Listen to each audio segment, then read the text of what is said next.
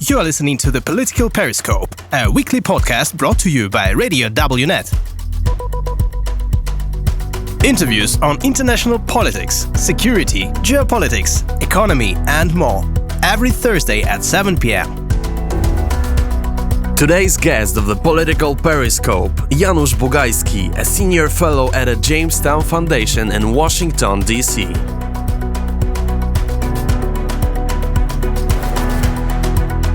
Political Periscope. Joe Biden had two very significant visits this week to Kyiv and to Warsaw. What do you think is the significance of those visits? Well, it's clearly a visit on the first anniversary of Russia's attack on Ukraine. And the signal to Kyiv was very clear that America stands with Ukraine, that America is not going to surrender to Russia. It's not going to withhold weapons for Ukraine to defend itself. And the fact that Biden himself was in Kyiv a year after the invasion, whereas the Russians had promised they would be in Kyiv in a few days, but there's no sign of any Russian leader anywhere near Kyiv. So I think it was a symbolic gesture to help Ukraine, but also a symbolic gesture vis-a-vis Russia that you have failed. The second part in Warsaw, I think, was more of a show of two things. Show of NATO solidarity. As Biden keeps saying, every square inch of NATO territory, including obviously every square inch of Polish territory, will be defended by NATO, will be defended by the United States. The second part of it, I think, was also to thank Poland, as he said at the end, several occasions, to thank Poland for the incredible assistance it's given Ukraine. A lot of it hasn't been reported. I mean, it's not only military aid, it's not only helping refugees, but it's integrating those refugees into the workforce. It's mobilizing international diplomatic support for Ukraine. It's continuing to push NATO itself in a kind of weapons that Ukraine should receive. So it's across the board, from humanitarian to security support, that Poland has displayed. In fact, Poland has taken the leadership role, I would say, in helping Ukraine. So I think there was a signal by Biden and the US administration of thanks from the administration. Some people say that it was just a symbolic move, just a gesture, without any actual real consequences. Should we treat it like this, or is it, may I say, a historic event? It's a historic event. It's not a major historic event, but it's an important historic event. Look, symbols have consequences. Why do people have flags? Why do people have banners and crests? And symbols are extremely important for human beings and for societies and for nations. The symbolism itself of Biden walking around in Kyiv sends an incredibly strong message to the Ukrainian people who have been under attack continuously for a year. And I'm talking about ordinary civilians, children, women, older people, people that don't serve in the military, who simply want to get on with their own lives. The fact that Biden can walk around Kyiv, I think to them is an important indication that Ukraine has survived, hasn't surrendered, and will become again a normal country. So again, and symbols are very important vis-a-vis NATO. Biden has to keep repeating, in case anybody in Russia mistakes some moves by NATO, that NATO will defend its territory and will defend each member. So in some, symbols are very, very important. Also, remember, we don't know all the details of everything that was discussed in terms of military packages, aid packages, diplomatic moves, and so forth. These will come out, this is a war. These things will come out during the course of the following weeks.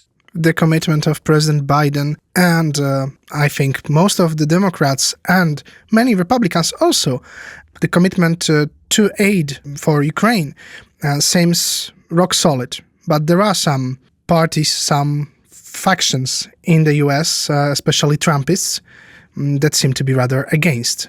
Yeah, it's true. Although I would say the sort of internationalist Atlanticist core in both the Republican Party and the Democratic Party is very solid.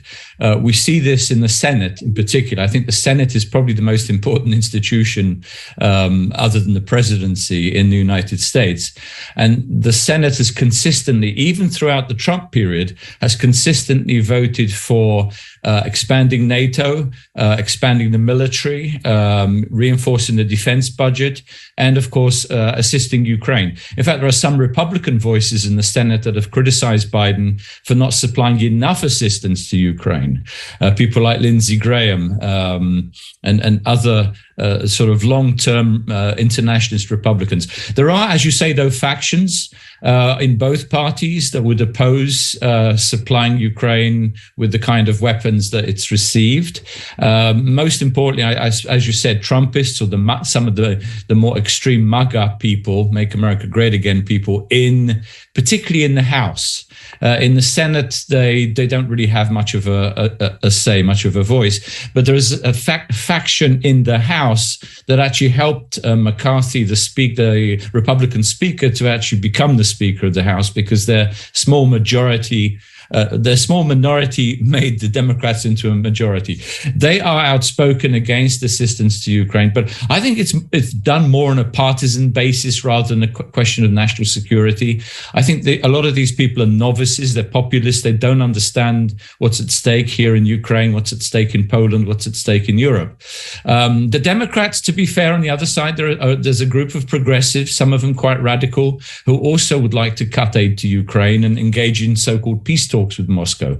And we saw this in the letter that was published a few months ago, which was subsequently retracted. But there are voices within the Democrat Party as well that would go along with that, which is typical. It's sort of the extreme left and the extreme right, which are always very close together politically. What seems to me to be one of the biggest threats in the US for the support for Ukraine is Fox News.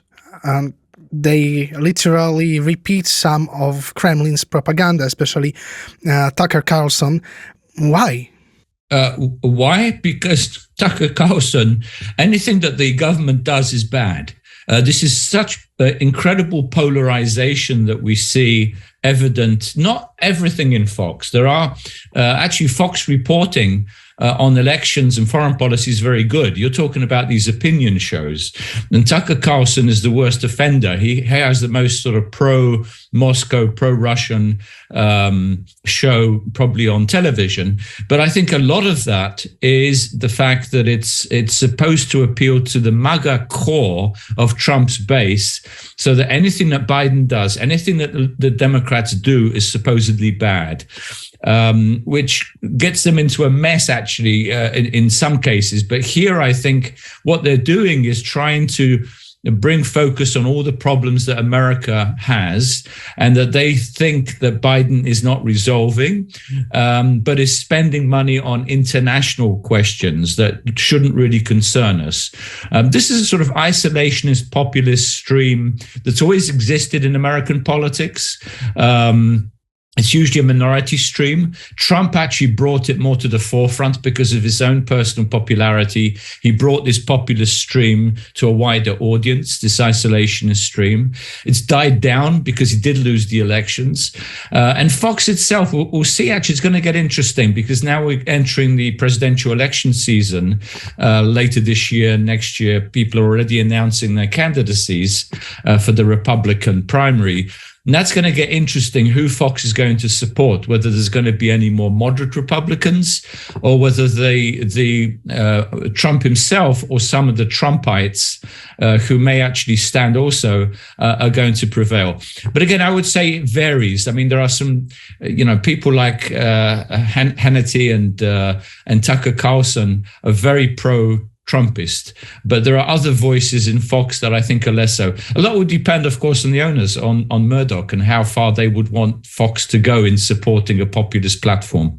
But there are also such people as Mearsheimer or even Kissinger at the beginning, of course, of the invasion, because later he changed his mind, but they also called for peace, for not engaging on the side of Ukraine, not helping Ukraine. Yeah, well, Mearsheimer has a long history of so-called realism, which is really supporting the existence of large powers and neglecting the interests of smaller powers, including countries like Poland, of course, and Ukraine and others that entered NATO. It's also, I would say, a very sort of narrow view of Russian history, Russian ambitions, in whatever form they are. It was never a question simply of communism. It was a question of imperialism. That was the problem. So people like Mearsheimer, I think, are stuck in that old world of great powers and little powers are supposed to orbit around them. It's sort of Cold War thinking in a way. Kissinger is a slightly different case. I think he has had strong links with Russia, I mean, business links and others since he's been out of office.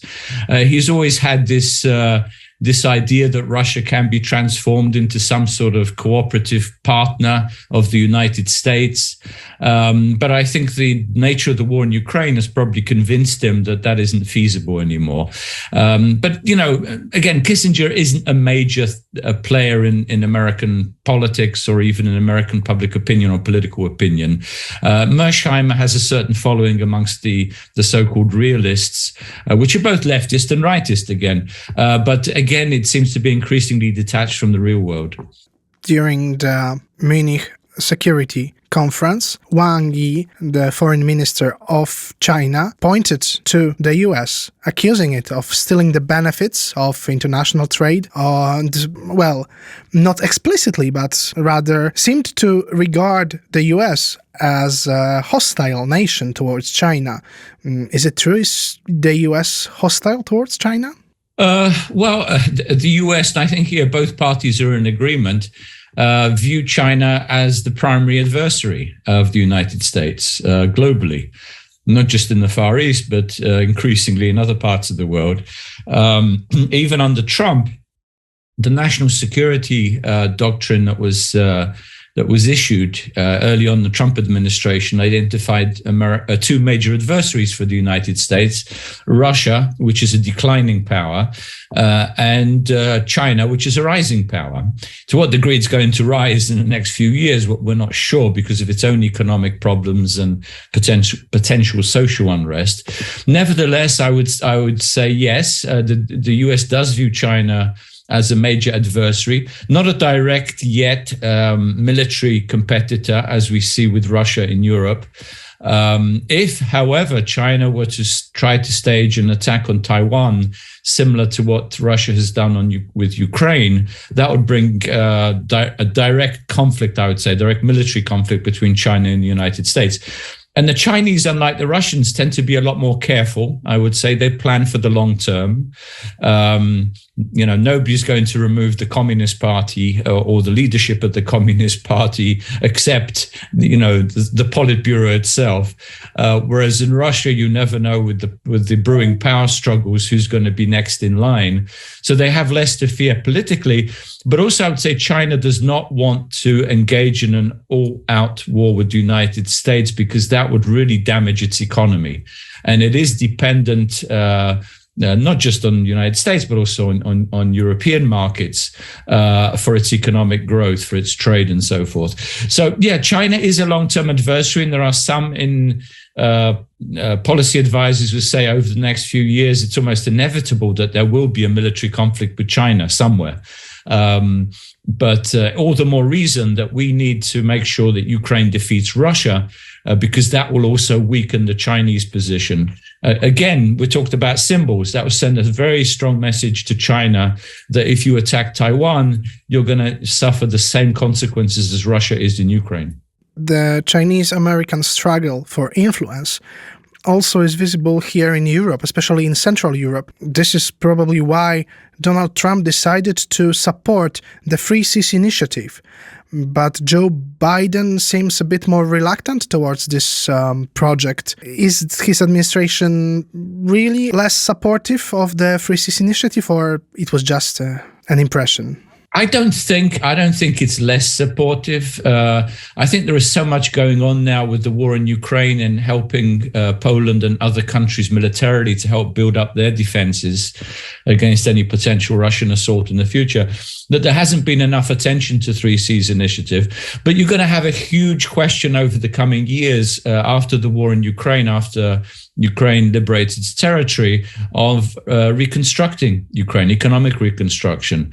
And I think Poland here can position itself as a major hub, a major center for economic reconstruction. It already has the best economic ties with Ukraine, in terms of trade, in terms of people, in terms of labor, in terms of energy increasingly. So Poland can position itself and will position itself, I think, to benefit economically as well from the reconstruction of Ukraine. And this is where I think the 3Cs initiative can be plugged in. In other words, to create a trading and information and infrastructural region in Central Europe, from the Baltics all the way down to the Black Sea, which will be not dependent anymore on Russia in terms of energy or trade, which will help to reconstruct those countries that want to be independent and free of Russian imperialism, and at the same time do not undermine some of the other relationships they have, for example, in NATO or the European Union. So maybe some hesitancy among some officials not to push too far at this point, to see how things work out vis-a-vis Ukraine, vis-a-vis the war vis-a-vis Russia. I don't think there will be less commitment. I think, if anything, there should be more commitment. But it's also up to the 3C countries, particularly Warsaw, but the other countries, to make sure this initiative is viewed in the most positive light possible as a constructive way to prevent future assaults by Russia, to make sure this region grows economically, and to make sure that it's plugged in both with the European Union, but also with NATO, that it's not some sort of substitute, but it's an enhancement of relationships in the region. There is one major factor in the reconstruction of Ukraine, which is, of course, money. Can the 3C's investment fund become a sort of new Marshall Plan for Ukraine if Ukraine is included in the 3C's initiative? Yes. Look, the Ukraine's going to get assistance from different sources: IMF, World Bank, European Union, Bank of Reconstruction, Development. 3C's initiative has to find a way to plug into that. In other words, the money that will be coming in needs to be spent in a very constructive way, in a way that builds infrastructure, rebuilds cities, provides jobs, provides opportunities for new Western investment. It's not just a question of giving money, it's a question of actually unlocking the entrepreneurial potential both of Ukraine but also its neighbors. So I do see 3Cs as actually a bonus, as something that can benefit not only the countries that are already within, but also the neighbors such as Ukraine, and potentially in the future, don't forget, also Belarus. I wouldn't exclude Belarus once Russia starts to weaken its grip over its neighbors. The US needs a strong partner in Europe, kind of a proxy for dealing with Europe. For years, Germany tried to be such a country, but right now we see Germany, although the Secretary of State Blinken in Munich praised Germany for its help, we can see that this help is more verbal than actual. Do you think that Germany will preserve its position in the relations with the US, or there can be another player in Europe? Yeah, first of all, I wouldn't use the word proxy. Proxy usually has a negative connotation, that you're doing something on behalf of somebody else. Poland and other countries in Central Europe are not proxies of the United States. They're partners, allies of the United States. So in this sense, I think Poland is going to strengthen its position, precisely what you're saying. Germany's role has been weakened, I think, not only as a result of the current administration, which has been hesitant, has not taken any kind of leadership role, has been pushed into supporting Ukraine militarily, continues to talk about negotiations with Russia, not as bad as Macron in France, but nevertheless, Scholz has also talked about potential compromises vis-a-vis Ukrainian territory in dealing with Russia.